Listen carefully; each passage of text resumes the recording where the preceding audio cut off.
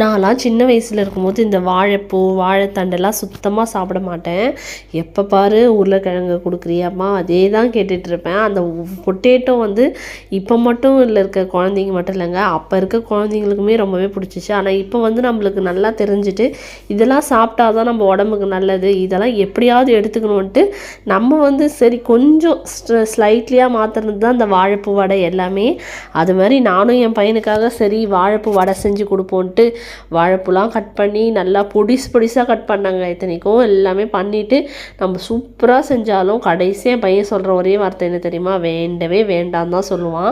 அவன் இது இல்லைங்க, காய்ங்களே வந்து நாம் வந்து அவனுக்காக அந்த ரைஸில் போட்டு கொடுத்தா மட்டும்தான் சாப்பிடுவான். இந்த மாதிரி நம்ம வந்து வடையோ செஞ்சு சொல்லி கொடுத்தோன்னா சுத்தமாக சாப்பிட மாட்டான். நானும் சரி ஒரு வடையாச்சும் சாப்பிடணும்னு எடுத்துகிட்டு போய் காமிச்சா மாட்டவே மாட்டேன், தலையாட்டுறான் பாருங்க. இப்படி தான் பண்ணுவான். உங்கள் குழந்தையும் இப்படி தான் பண்ணுவாங்களா? மறக்காமல் கமெண்ட் பண்ணுங்கள். டாட்டா பை.